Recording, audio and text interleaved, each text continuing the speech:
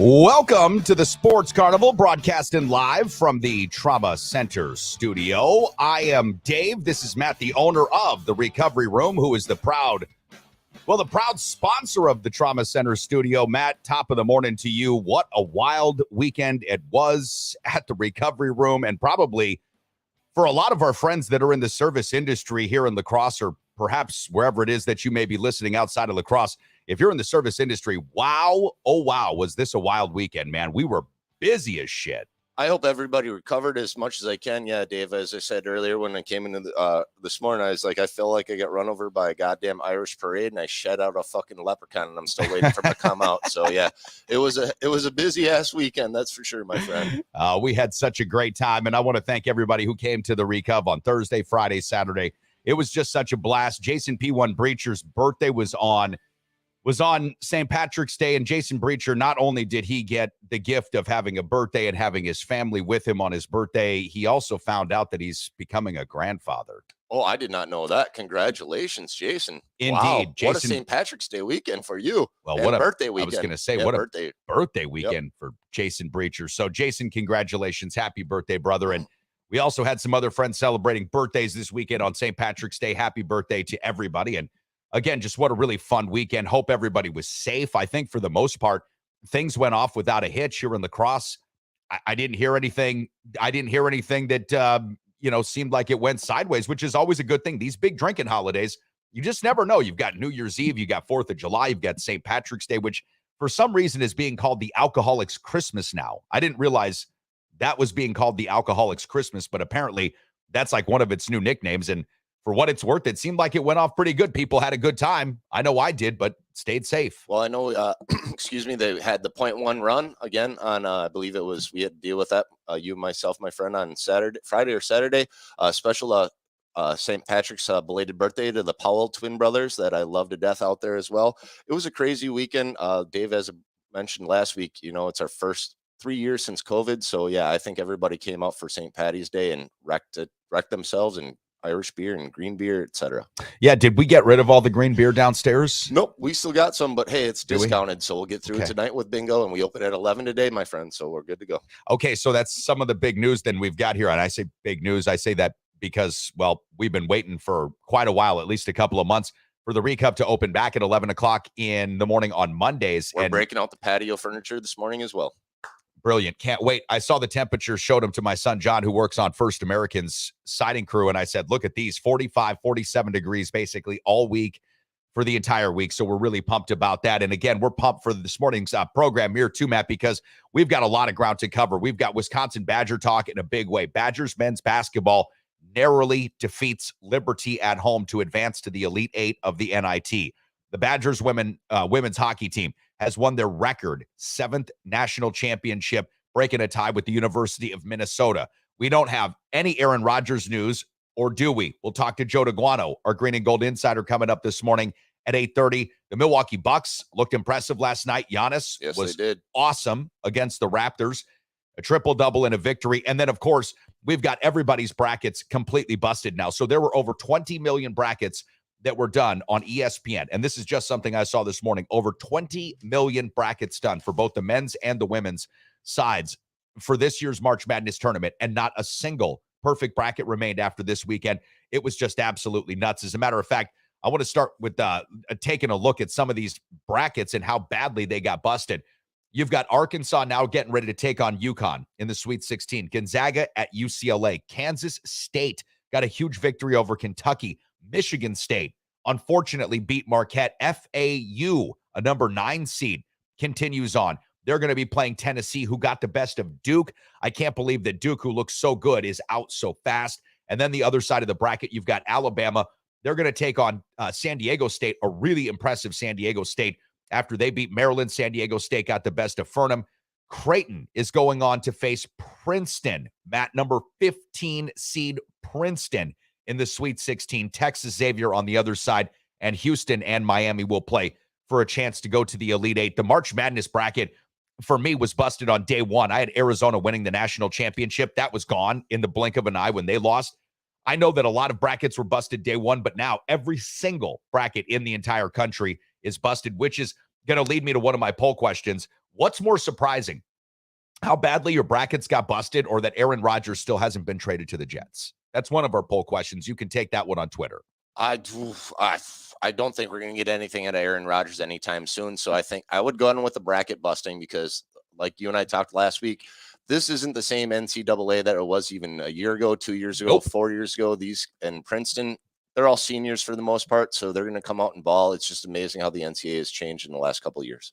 Yeah, well, Princeton's interesting because they've been a dangerous team in the tournament a time or two in their history, and not really much past where they're at right now, which is really fun. But they're one of those teams that's well coached. They've always got really smart guys, right? You can always count on Princeton men to be really smart. So when you play a game of basketball, especially in a one and done tournament, when anything's possible, it does leave these things kind of out there, but it really is interesting. Well, and I don't know, this year's bracket for me is even wilder and more busted than probably any time in the past 2 or 3 years. I don't think I've had this bad of a bracket in 2 or 3 years. What I was going to throw out is there's a lot of people that are bitching about the refereeing in the Duke game. I'm sorry it happens, but there are a lot of calls both ways on both sides. The funny thing, when we bring up Duke, is that the fact that it's not Bobby Hurley that's in the news right now. It's Dan Hurley, his brother, who's the coach at UConn. So congratulations to UConn going forward. The most famous Hurley brother right now is Dan Hurley, not Bobby, and that's great. Yeah, I don't know if he's still more famous. Well, he's more recognized right now. Maybe. He's in the news now. He's in the news right now. Yeah, He does have some nice silver hair. So there is that. All right, guys and gals, I tell you what we'll do. We'll take a quick break, say what's up to our friends at the Recovery Room who are back open today at 11. I'll be on for bingo tonight at 7. Great new prizes. We've still got some other stuff I think we've got some other stuff from St. Patrick's Day maybe hanging around to give around. We've got some 10-ounce glasses to give away. So we'll give away some of those tonight. A lot of great new prizes at Recovery Room for bingo. We'll come back, and I want to talk about the Badgers, the women's hockey team. Matt won their 7th national championship. Yes, you've also got something for us. It's called Matt's Mad Rant. We'll see what we've got up your sleeve, too. Stay tuned. What can I say? The Recovery Room on 7th and Mississippi Street is not only my favorite bar in all of downtown La Crosse, Wisconsin, it's my favorite restaurant in all of downtown La Crosse, Wisconsin. Breakfast served 8 to noon, Saturday and Sundays, daily specials, incredible cocktails, and the best damn wait staff in the entire city. My buddy Matt knows how to treat you right, and that's why when you go to the Recovery Room on 7th and Mississippi, you're always going to have a great time and a great meal with a great cocktail. So if you haven't been in a while, or perhaps you're just regular and you want to stop in again, make it a thing. I'm there every single week. How about you? Do you have a wedding, anniversary party, or bat mitzvah coming up in your life? Then you need Hey Duda DJ services, featuring Neil Duda, the Midwest Eminem. No doubt about it, I'm hammered, and that's every day. Brains are cloudy, dog. Dropping sick beats while you enjoy your treats. No party is too big or too small. Quinceañeras, graduations, ice cream socials, or cockhold parties. Whatever the celebration, Hey Duda is rocking the foundation. Here we go again, back with all our friends. Here comes the pain. Neil Duda. Gotta love our friend Neil Duda. Hey, Duda DJ Services. I'm sure if you gave him a call, he'd be like, why the fuck are you calling me right now? Oh, wait, that's right. Dave's show. I was going to go with what were we talking about? What's the online OnlyFans? Yeah. Mm-hmm. Yeah, we'll sign up Neil on that as well, I guess. Oh, his wife Jessica might not like that, but okay, we'll do it. Saying what's up to our friends out there this morning, listening to us on YouTube, on Facebook, on Twitter, on Twitch, even on LinkedIn. Howdy. If you want to check in the show, Facebook, YouTube, and Twitch are the best ways to do that.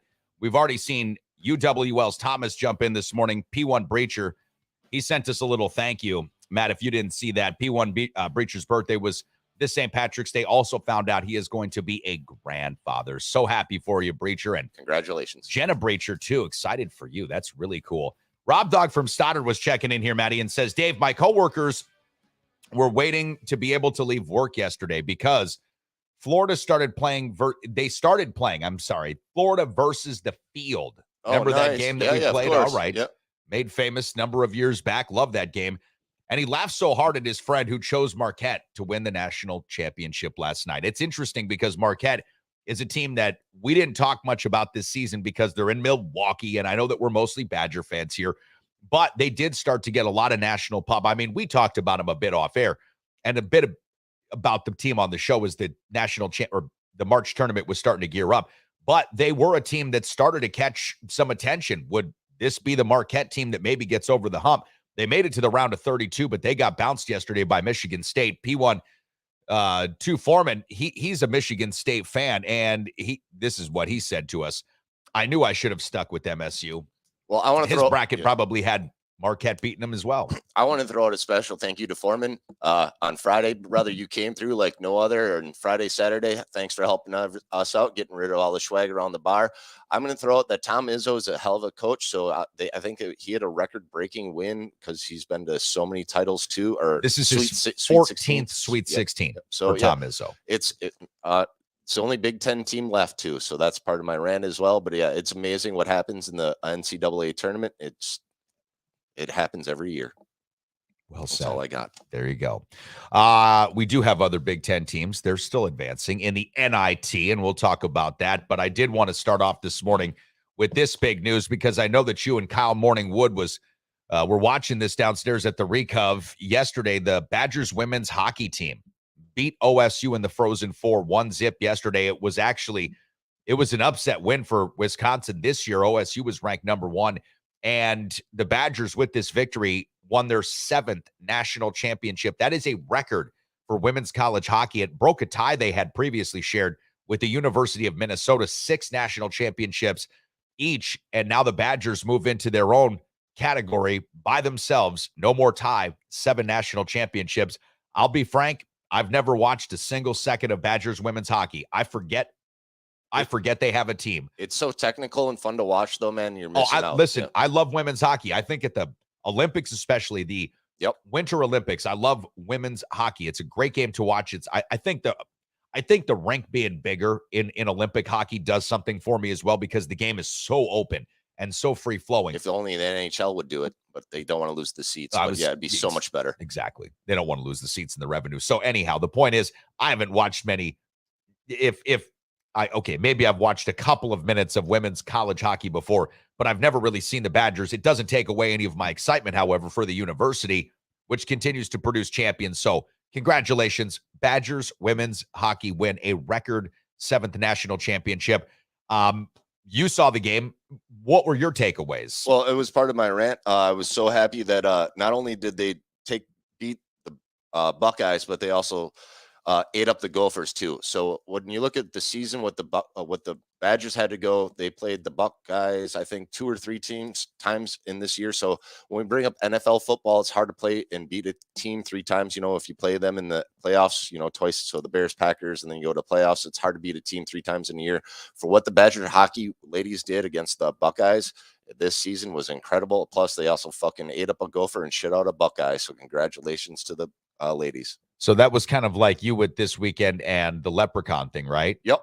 Just you guys were both shitting out like some small things, like a leprechaun and a Buckeye, which it sounds like we're all winning. Some people don't know what a Buckeye is. Do you know what a Buckeye is? Yeah, it's a poisonous nut. I lived in Columbus, Ohio for a while. So yeah, it's a poisonous nut. You're not supposed to be able to eat it. So that's really not good for these. Yeah, but not really good for these They girls. shit it out and they still won. Do you think they're going to have any effects long term from eating the poisonous nut and shitting it out? I hope, because the leprechaun, it feels like that's something that you just, you probably do. It's a mythical creature. So how real is it? But a Buckeye's real. I'd say you're lucky either way. Do you think that's going to be a problem for their intestines, like the internals, or is there some sort of cleaning effect? Maybe. Maybe it's good for them. I don't know. I'm just congratulations to them. Hopefully there's no blowout and no locker room. No blowout. I think that's probably part of shitting out the Buckeye. What I meant by that is being hopefully there's no blowout, like locker room photos. Like the Badgers. Why would we hope that? Badgers volleyball, Yeah, I remember. I know what you're talking about. So why would we hope for that? No, we don't want that. No, I know. There's no blowback. No, why would we hope that there weren't any of those kinds of photos that got leaked? There's somebody else's daughter that I don't want to be around, I guess. So is your girlfriend. Yeah, but these are also college kids. They're not. They're adults, but they're still in college. All right, we got off at a tangent. I was going to say no. We can go. You can go on this tangent, but you're just going to end up losing me here. No, because I'm going to be on the other side of this with you. I thought that those pictures were tasteful. Well, I thought they were having fun. I thought they were and I didn't necessarily agree that they should be, pimped all over the internet. But when I saw them, I wasn't like, oh my God, it's somebody else's daughter. I was like, dude, she's hot, and so is she. I'm with that you. chick's really hot right there. It was and they knew they're hot, dude. They knew they're hot. It's the way That's why they took their shirts off in That's the my pictures. cousin Josh, by the way. Hi, Josh. I know you're listening up in the Green Bay area. Thanks for tuning in. Josh, come on, help me out, dog. Like, listen, we might not like the idea of these pictures making Sports Illustrated It's the cover. way they got leaked. That's my problem. If you entrust somebody to be in your locker room and they take the pictures and then come out a year later, shit's going to come your way. And that's all I'm saying. And Marilyn Monroe didn't consent to be in Playboy. Hold on. No, she didn't. I know, but we're talking. Hefner bought her picture like from a nudie guy. But there were no fucking cell phones. There was no TikTok. Makes it even more impactful. Right. Because, I mean, that was something that everybody was like, whoa.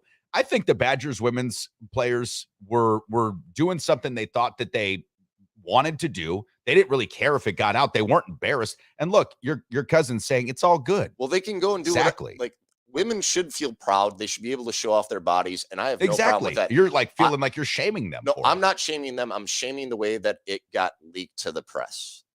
There's just somebody wanted to make a name for themselves. It was a trainer, I believe, that was in the locker room that just said, hey, I'm going to go out and do this and I want to be famous. This is that what they found? Was it a trainer? I believe it was a trainer that ended up posting it, and it wasn't even on the team. And then they just wanted their 15 minutes of fame, and then it blew up. And then all of a sudden you're getting fucking the FCC and all these people that are trying to find out lawsuits, all this other shit that came out about it because the ladies felt they were taking advantage of, or their privileges, their self-rights, whatever, were taken away.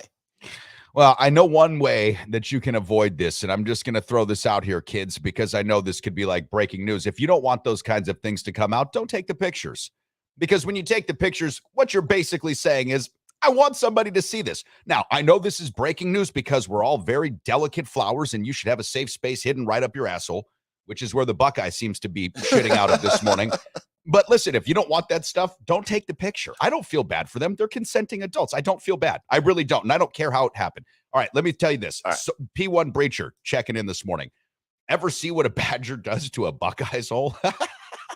Yeah, that's what he was saying. And then, by the way, cousin Josh is saying exactly to my point, 100. Dude, these are consenting adults.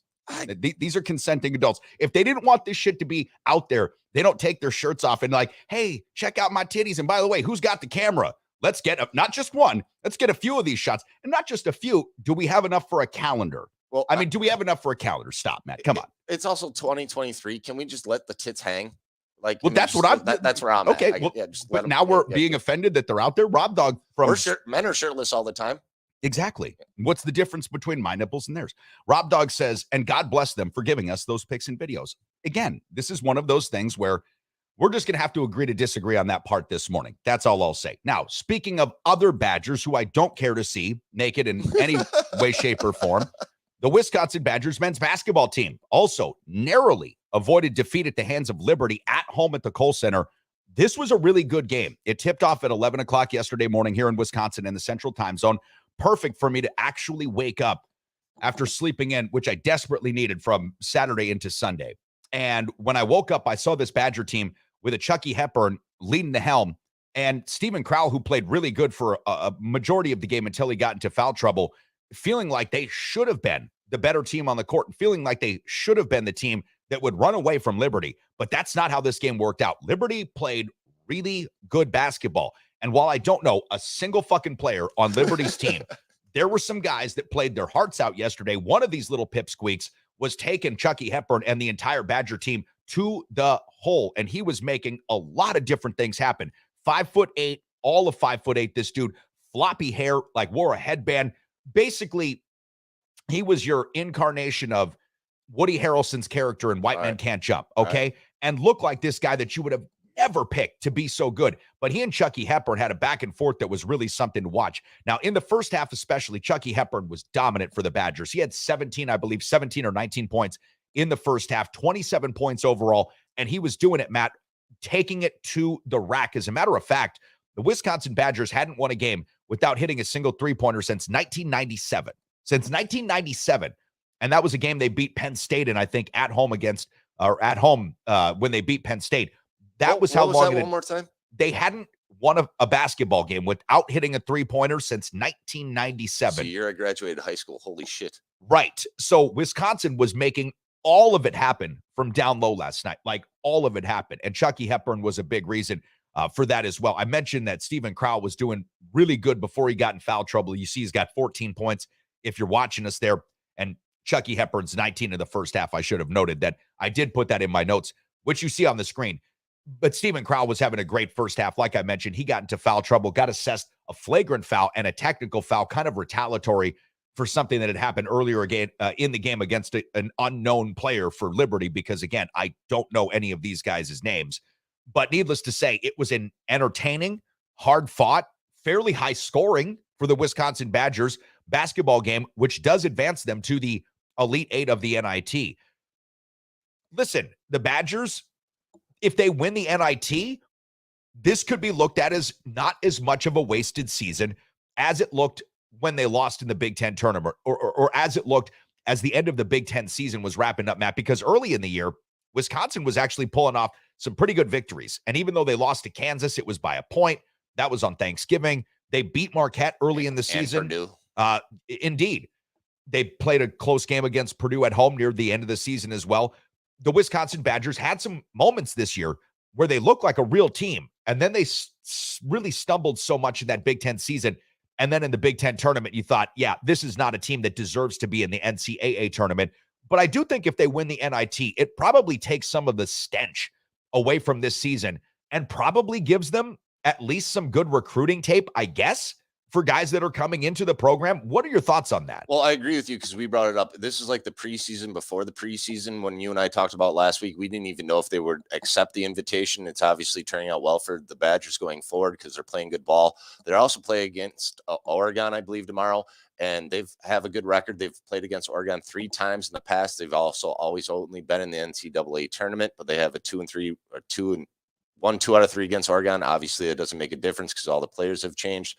But going forward, they have to go out to Oregon, Eugene, Oregon, to play against them. It's actually Oregon. It's Oregon, Wisconsin, and it's Oregon, okay. The state. I made that mistake when I thought somebody was from Oregon, and they were playing for the Eagles, and they're like, no, that's Oregon, Wisconsin. Ooh, that must be my my Chicago or Midwestern. I got too much of the accent or something going on nope, there. It's spelled the same, and we have Oregon, Yep. Wisconsin, but it's Oregon. But they have to, and going forward, they have to travel out to Eugene, which is going to be a hard place to play. So we'll see if the Bucky can pull it off.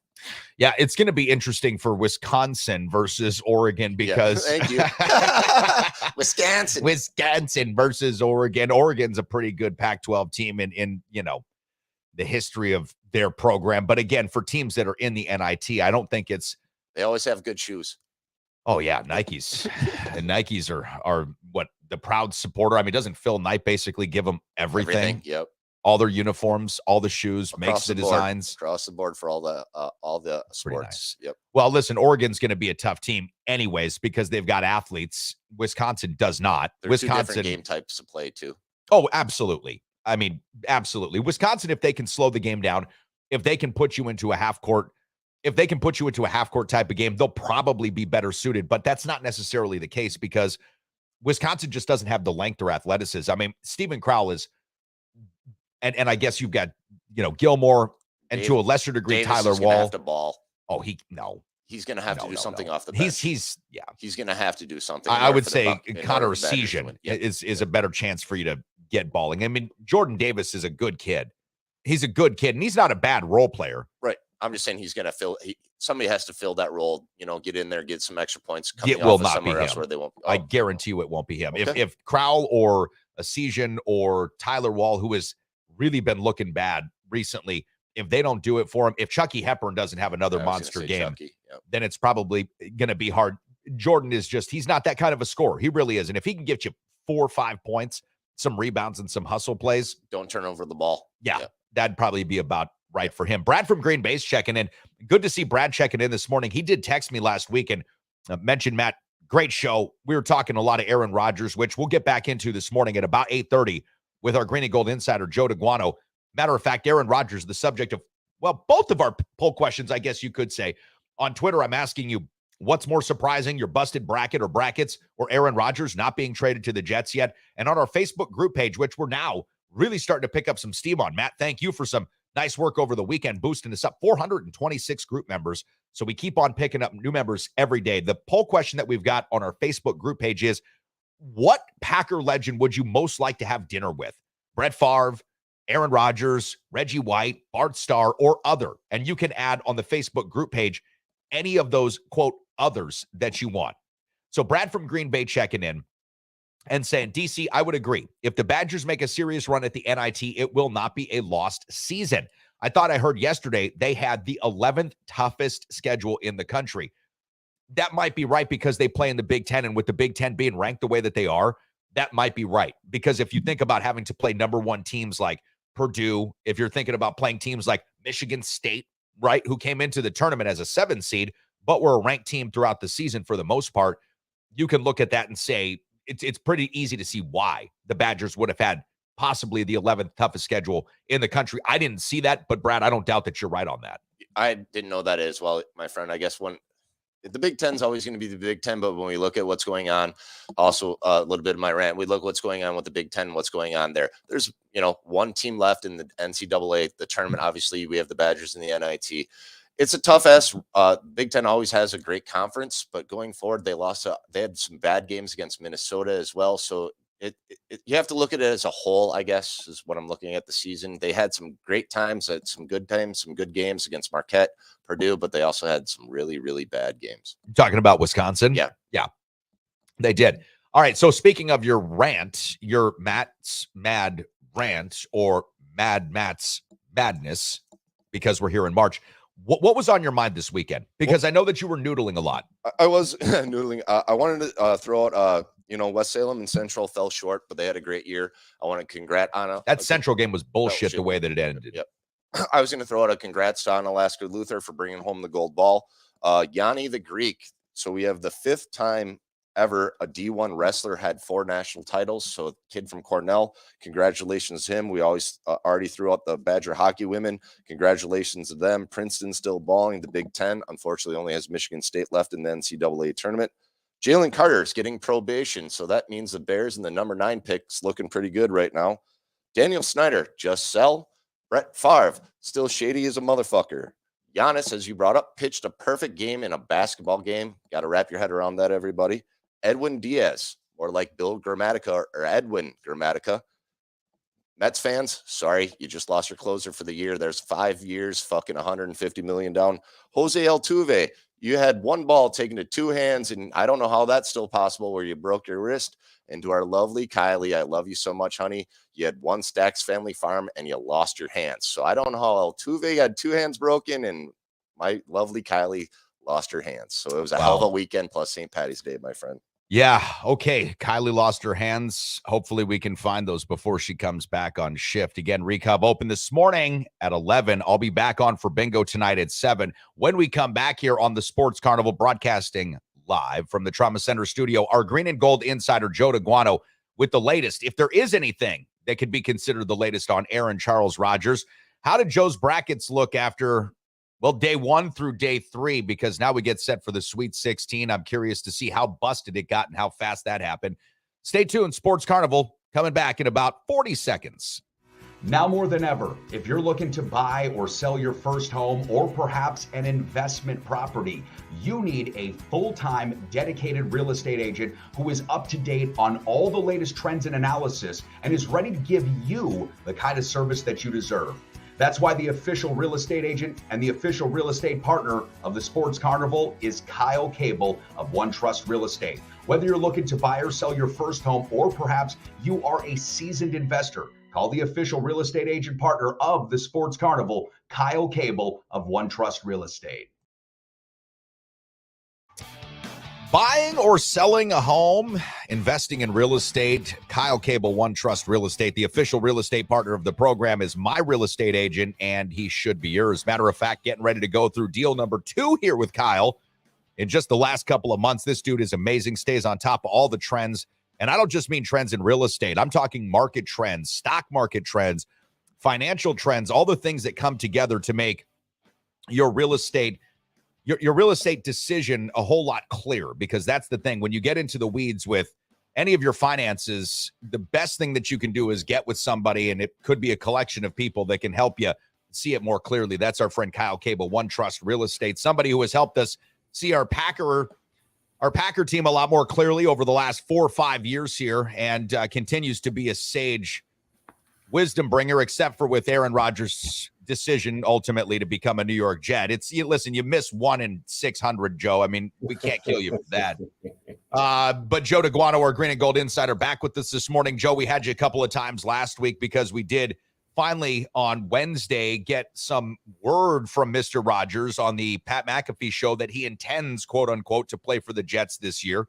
And we still collectively wait for Rodgers to actually become a Jet. Now, on the McAfee show, he said he's not holding up the trade. This isn't anything to do with him. It's about the Packers and the compensation they want back for him. Joe, I know that you've got a couple of folks that you talk to, but I don't know that we've got any significant news. Have you heard anything different, or are we still in basically the same spot we were last Thursday, last Friday? You know, the only thing I'm hearing, fellas, and this is from some of the New York journalists and writers, saying that, you know what, one way around this 13 pick, because that's, again, the Jets don't want to give that up. I think the Packers are going for that, is okay, young ascending players on their rookie contract. And that's, I tweeted it out yesterday. Jermaine Johnson's name came up, the defensive end who Florida State, I believe, defensive end, outside linebacker. He was also featured on Last Chance U. Elijah Moore's name come up. I saw it floated yesterday to Packer fans, and it was funny, by the way. The Jets and Packer fan social media battle right now is cracking me up. It's just like, you know, first of all, Joe Douglas has not won a damn thing. All right. So for everybody talking about how genius he is, exactly. Why the fuck did he draft Wilson so early then? If he's such a genius, why is he already looking for another quarterback? All right. So it's just funny because, you know, that's one of the things that I started seeing, though, is that could Green Bay get, like I said, a Jermaine Johnson, Elijah Moore, something like that? It was floated out yesterday. You know, would Packer fans be happy with Moore, Johnson, and a conditional pick? And my answer is yes. So you take care of two positions on rookie contracts. Johnson's an edge guy and Elijah Moore's a slot guy, and that solves two problems right there. So I would be very pleased with that. I'd actually take one of those players and one of those players in a 2 and a 3 in a conditional pick. The conditional pick, I think, is a no-brainer. I think you got to have that in there to protect both the Jets and the Packers. Because if Rodgers decides, you know, look, he was 90% retirement before the darkness. If Rodgers decides to pull this for the Jets next year, Jets need to protect themselves. But if he balls out, wins a Super Bowl, and decides to play another couple of years in New York, Green Bay needs to protect themselves. So I think that's a good way around this. But again, I go back to Andrew Brandt, because the big thing with Packer fans and Jets fans right now is who has leverage. All right. And here's Andrew Brandt's definition of leverage. Whoever's most satisfied with the status quo has the most leverage. And that's Green Bay. Because right now, they got their quarterback. They got their guy, and they have till September 10th before they have to pay that $58 million. Now, the other thing I started reading over the weekend, obviously, you know, deadlines spur results. All right. So the first real deadline coming up is the draft. If Green Bay wants to get draft capital, then that deadline hits. Now, the other thing, this was interesting, DC, and you brought this up last week when we were talking. If the draft goes by and they're not able to do anything, then I will tell you it's in Green Bay's best interest to wait until after June 1st. And it's in New York's worst interest to let this thing go till June. So if this thing doesn't get done, and I still think it does get done before the draft, I just do. I think there's too much at stake for everyone involved. But if this thing, let's say we got another about 4.5 weeks before the draft, if it comes and goes, then June 5th, June 10th, July 4th, whenever at that point, because really all it's doing is helping Green Bay if you wait till after June 1st at that point. So I think this deal gets done because, again, Jets fans, Jets organization, they don't want Rodgers sitting out there July, August and still not a Jet. I mean, that would be horrific for them. But I still think you're going to see some type of a close to a first round pick. Maybe it's like I said, Johnson was a first round pick. So is that kind of a replacement for getting a guy? And I'd actually rather take the guys than the draft choices right now. But yeah, this, it's still, it's interesting how both clubs and Aaron Rodgers have moved forward with this thing without a deal done. That's unfathomable. I get it. You're dealing with a Hall of Fame quarterback. You're dealing with a lot of money. But look, it'll get done. But, you brought it up last week. If this doesn't get done before the draft, then there is absolutely zero reason for Green Bay to move. Well, and Joe, I was going to bring this up because I guess you already answered the question, but I'm going to ask you again one more time because Dave has a couple polls up on Facebook, and I brought up one the other day. And I brought up with all the shit going on with Daniel Snyder, I honestly don't know if Aaron Rodgers is going to get moved before this. Dave brought it up. They can control him till September 1st. So if it doesn't happen with all this going forward, do you think what would happen first? Daniel Snyder finally selling the team or Aaron Rodgers getting moved if he doesn't go before the draft? Too much politics involved with Snyder. And you got, you've got the commissioner in on that one. You've got all kinds of things on that one. I would say that Aaron Rodgers gets moved before Daniel Snyder is forced to sell. And so that's where, and I don't know where the poll is right now, DC. And so you'll have to fill me in on where it is right now. But that would be my bet, is that we're going to be looking at a Rodgers trade before we get that Daniel Snyder sale. Yeah, it's about 2-1 in favor of Rodgers getting moved before there is the Daniel Snyder sale. And I think that's probably mostly true too. And Matt, when I think about Dan Snyder, I think about that thing that leaked out when some of the initial reports, the reports that actually got John Gruden canned from his job at the Raiders, about Dan Snyder possibly having something on these other owners. I don't think that's wrong. I don't think that that's a wrong take, that Dan Snyder probably has something on these other owners. What that is, who knows? It could be as simple as Jerry Jones's picture outside of that unfortunate school opening back in whatever that was, 1956. That could have been Dan Snyder leaking that stuff. We just don't know. But there is some hesitance, and I think it's probably sane hesitance on the part of these other billionaires who, let's just say what it is, absolute power corrupts absolutely, who probably have more to lose by Daniel Snyder getting fucked up the ass than they do by just letting this thing quietly go. Back to the Rodgers thing, though. And Joe, this is where I as a Packer fan, I thank Aaron Rodgers for so many things. One, he gave us years and years of great football. Two, as a host of a show that covers Green Bay football, Packer football, I appreciate him giving me fodder for the fire for these last couple of years. And then also, I appreciate him as a fan for being like the worst poker player in the history of poker. Because if you want to do the Packers a great favor in this situation, you tell them how much football you've got left in you, just how much great MVP quality football you've got left in you. Also, you don't want to play for their team anymore. Swell. Now, if you're the New York Jets, you're like, hold on a second. We think that maybe you've got a good year left in you, right? Nope. I'm at this thing for a long time. I can see this going 5 years. Shit. So the Packers are sitting back and thinking, brilliant. Now I want to, not just want to, nay, I have to, because of how awesome you are and how much longer you're going to be playing at such a high level. I need to get max value for you, buddy, because it's almost like you're a spring chicken. You're a pup. This thing's got all sorts of wheels left on it. So many legs. So if I'm the Packers, I'm sitting back and if I'm Milt Hendrickson, if I'm Russ Ball, I'm Mark Murphy, Brian Gutekunst, I'm thanking Rodgers. If I'm the Jets, if I'm Joe Douglas, I'm cringing. Every time this person speaks and opens his mouth, I am cringing because he continues to make it less advantageous for the Jets to go get him because it's the only team that's looking at him. It's like Lamar Jackson. These are such unique quarterbacks, Lamar Jackson, Aaron Rodgers, for two different reasons, contractually and age-wise, that you've only got a certain amount of suitors. And for the Jets, this just feels like they keep getting painted into a corner. If I'm Green Bay again, I just sit back and I wait as long as possible. And I let the Jets freak out because whatever, their fan base maybe drives them to do something. I don't know.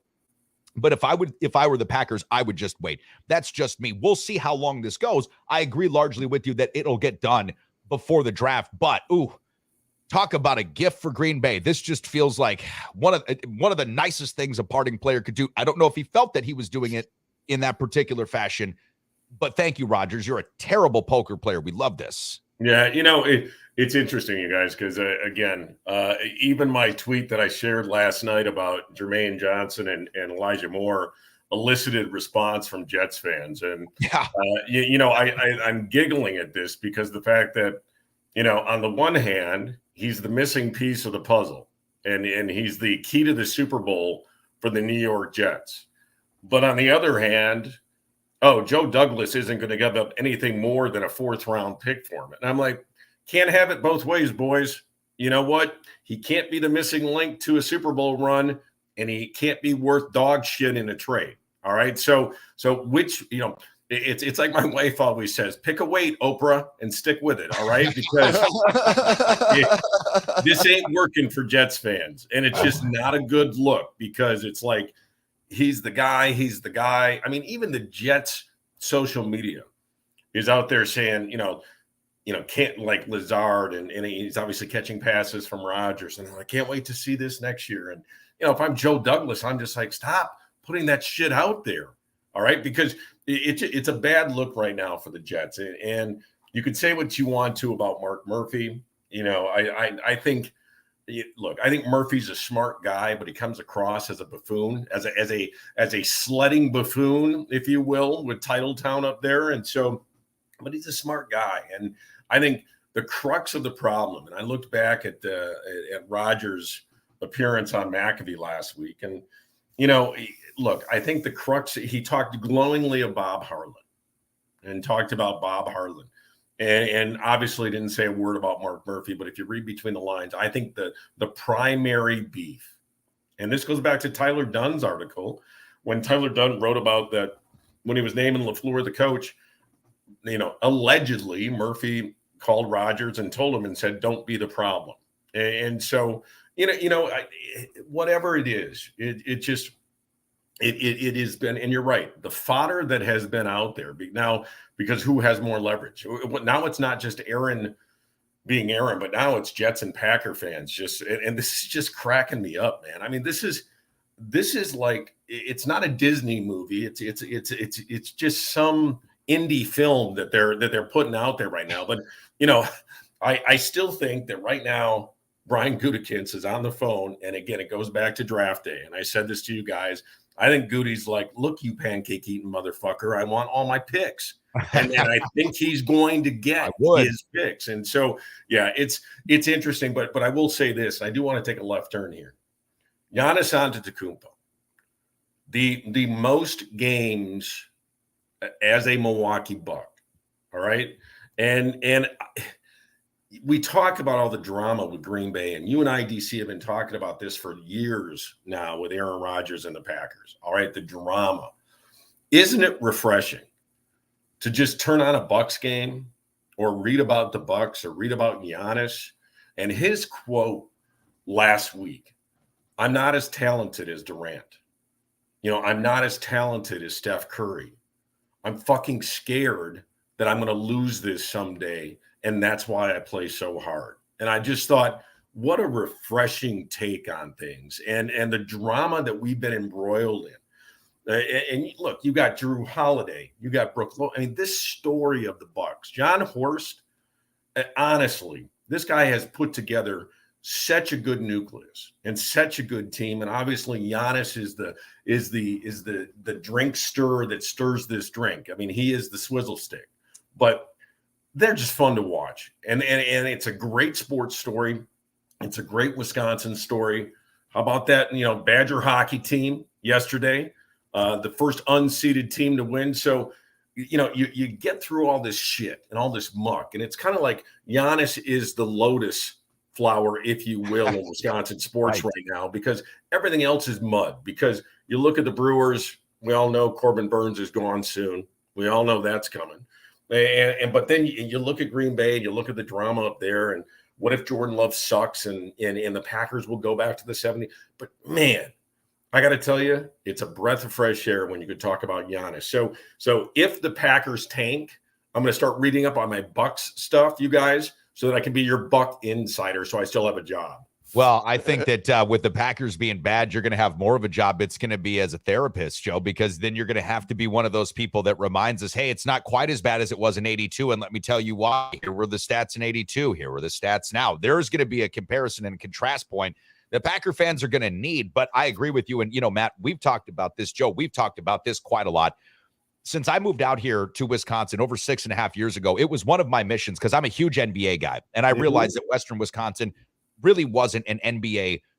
Not that we don't like basketball here, because it's not like that. We love high school. We love college basketball. But the NBA, because of the Bucks, 20 years of futility for what it was worth, didn't really catch on. They didn't have a generation of fans. It was one of my modus operandi in a lot of ways was get people into the Milwaukee Bucks. Now, I can't take credit for their success, but I can take credit for pumping this thing up, because I agree with you, and having the diametric difference in superstars from Aaron Rodgers to Giannis Antetokounmpo is what I think one of the greater sports stories in Wisconsin for the last 25 or 30 years, because while we largely in society think that this world is going too far, too fast, and entitlement is ruining everything, and we can see that with somebody who is 20 years older than Giannis in a lot of ways, right? With Aaron Rodgers. Then we see Giannis, and I think that he harkens back to not just a time, but a way of living and a mindset that we just lose so much of now. And that is the being afraid to lose it all. That was every superstar before 1995, when they started getting paid ridiculous money in every sport. Every one of these guys knew that their next injury could be their last fucking paycheck. They all knew that. So the idea that you can lose it all, that you're not the most talented, and that you're also not so full of yourself that you need to speak to yourself or of yourself in the third person, put your fan base through weird darkness retreats just to be a glib fuck. This is the kind of thing that Giannis does not do, that Aaron does do, that I agree, man. It makes him such a refreshing superstar. I can tell you, if he was an American, this guy would be celebrated way more than he is. The fact that his name is hard to pronounce, the fact that he doesn't speak super fluent English comparative to a guy like plays in Milwaukee as well. Well, yeah, plays in Milwaukee. That's another thing. Those are, I think, the things that keep him from being as universally as accepted. But it's starting to get to that point now where you can't do anything but look at this cat. 9 for 9 last night, 22 points, 13 rebounds, 10 assists. There's almost no way that you can overlook him and say they're the best team in the league. I don't care that Jokic keeps putting up triple doubles. This guy gets you a stop when you need it and a score when you need it. You cannot tell me that Nikola Jokic is, if you had to choose between Giannis and Jokic, somebody that you would take to either get you that last bucket or get you that last stop. You just cannot sell me on that. Giannis should be the MVP again this year. He really should. Yeah, he gets slighted in that. And along those lines, you guys, the Milwaukee Journal-Sentinel and the Green Bay Press-Gazette, they're owned by the same company. And they did since it was March Madness, the obligatory bracket. All right. So they put together the bracket of the best Wisconsin athlete of all time. Now they're down to the final four. And by the way, I won't go into it today, but one of the participants they had starting the field was Susie Favor Hamilton. Now, I don't know if you guys are familiar with her story, but she was a Wisconsin athlete, runner. She was an Olympian. She also had a second life as a call girl. And as a side note, just side story down the road, Interesting. I'll share this over beers. I asked her out in college. Nice. Really? Nice. I did. This is before she was a call girl. But anyway, Okay. she was one of the brackets. And of course, this is before her last name got the Hamilton on it because she wasn't married. But she did get engaged the day I asked her out. So here's your final four. Pretty good looking, Joe. I'm looking at her right now. You know what? Yeah, no doubt, man. She and actually many years later, she and I did hook up for lunch. That's it. For lunch. It did not cost me thousands of dollars. Okay, Lynn, check those receipts. But here's your final four. I thought it was really interesting. Your final four best Wisconsin athletes, favorite Wisconsin athletes of all time. It's Giannis. It's J.J. Watt. Wow. It's Bart Starr. Okay. And it's Hank Aaron. Man, so Giannis has already surpassed the likes of Brett Favre, Aaron Rodgers. Yep. Wow. Now, again, I look at this every week, and there's probably 2,000 to 3,000 votes a week on this. And so, is it a small sample size? Yes. Yeah, but still. Was Chris Chelios even on that list? He did not start. No, that would have been a good one. But Matt, I think there's just not enough hockey fans because we don't have a professional hockey team in the state of Wisconsin. So I think your only point of reference is going to be UW hockey at that point. Okay. And so, but yeah, it was really interesting. And if you want to go back, and listeners and viewers as well, you can see how the brackets broke down. And again, I was hoping Susie was going to win it, and that I can, reach back into my Rolodex and maybe give her a congratulations. That black book of yours. It was just a reason. Listen, I thought it was interesting. It speaks to what you're saying, DC, that already Giannis, Giannis, JJ Watt, Bart Starr, and Hank Aaron. I love this. Impressive. No, it's uber impressive. And I'm just so glad for what it's worth, because Giannis seems to really embrace the city, embrace the state, embrace the people, embrace the team the way that you would want to see him re-embraced. That's a really beautiful thing, because it didn't happen with Kareem the same way that it should have. Right. Now, I got to let you go. Before I do that, Joe, I want to ask you this poll question. Okay, it's on our Facebook group page. If you could have dinner with one Packer legend, who would it be? Rodgers, Favre, Reggie White, Bart Starr, or other? Anybody else? I'll give you 30 seconds. Who do you like? I'd say Curly. Lambeau. Curly Lambeau. I would say Curly, because I would say, there was a different time back then. He put together this thing. He was a shifty little shyster. And so I'd like to know, his behind the scenes dealings that he did. But it would be Curly fucking Lambeau, man. That's a great answer. And you know what? That should have been one of the poll question choices right off the bat. See, as always, you bring us right back to the heart of things. This is why you're our green and gold insider, Joe Daguanno, the Mad Dog of Madison, International Male Model of the Year 1996, runner-up in 1998. Thank you, Joe. Thanks, Joe. As always, for all of your contributions. We'll talk to you real soon, my friend. All right, boys. Take care. Peace. Preferred Insurance is the official auto, home, business, flood, and life insurance agency of the Sports Carnival, serving folks in La Crosse and surrounding areas with licenses in Wisconsin, Minnesota, and Iowa. As an independent insurance agency, Preferred Insurance is free to find the very best insurance for you, your family, or your business needs. Call my friends at Preferred Insurance today and set up a free consultation. Remember, working with an independent agency means Preferred Insurance works for you, with you, to find the best solutions at the best prices. Hi, I'm Irene, and I care about you. That's why I started Care Packages by Irene, or CPBI. At CPBI, we have a wide range of care packages, from I care about you but don't get too clingy, to I'm completely obsessed with you and you should probably get a restraining order, and everything in between. Because it's CPBI, if you care, we care. Visit us online at carepackagesbyirene.org.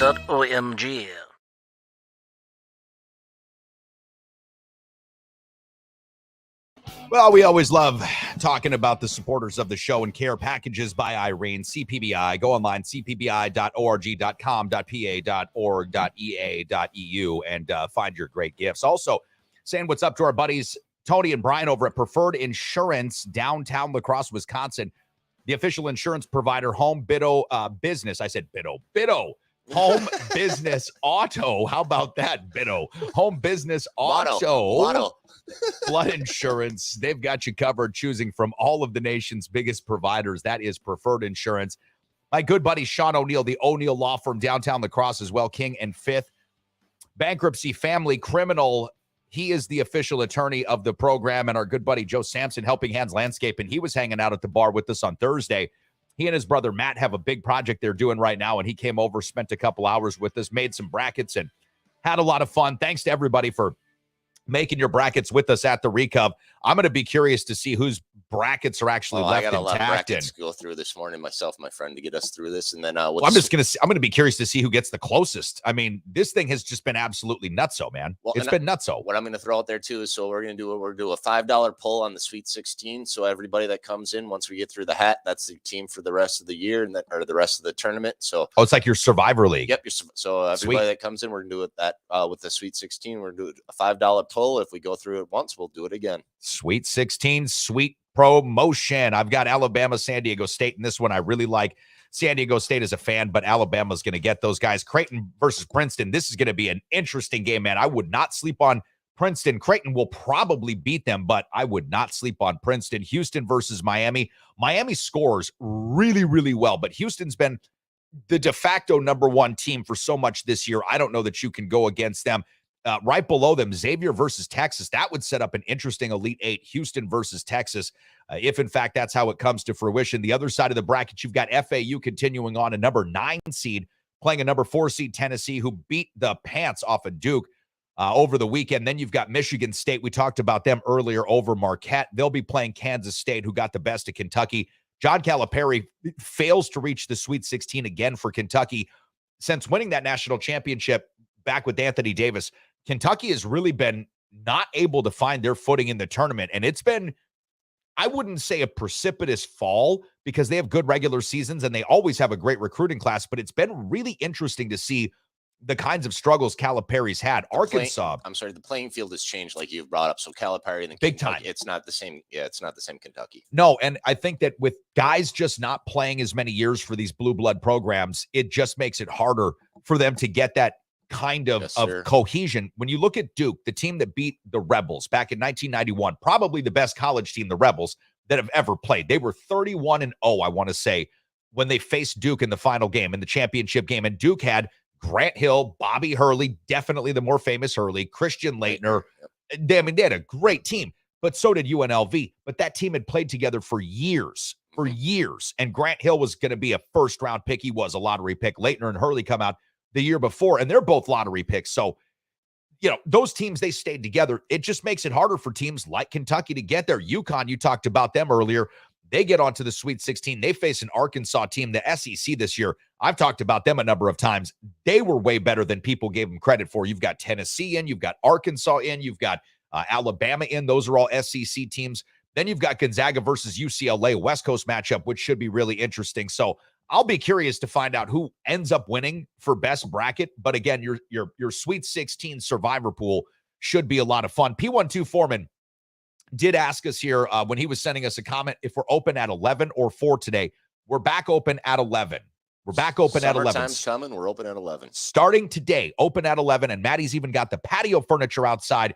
Not to say that you're going to want to be out there, but Foreman, you might be, because I think every day over 40 degrees, Foreman's saying we should eat outside.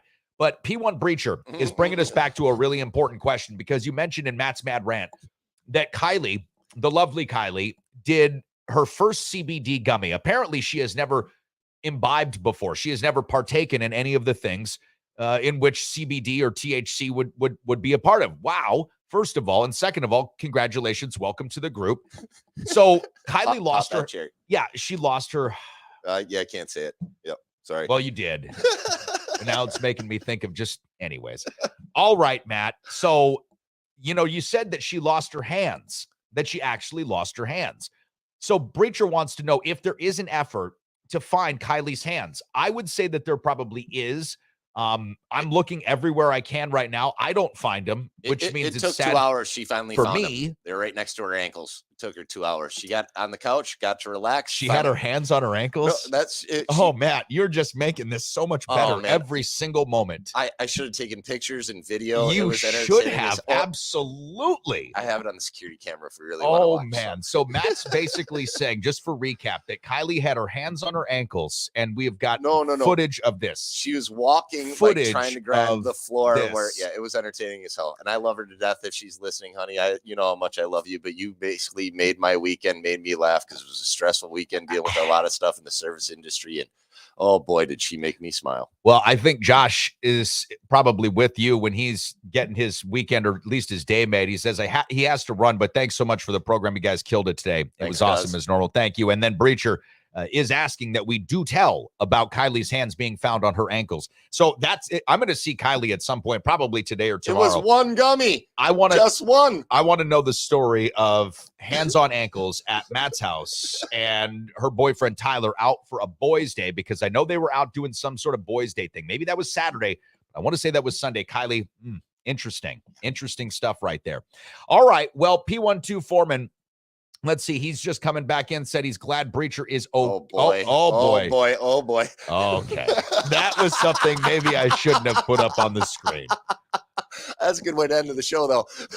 Well, you know, if there were going to be somebody to rain on your parade as a new grandpa, Breacher, it would be Foreman with some shit like that. You guys have a great one. Don't forget, Recov back at 11. I'll be behind the bar, well, at least on one side of the bar for bingo at 7. Hope to see you guys later tonight. Peace.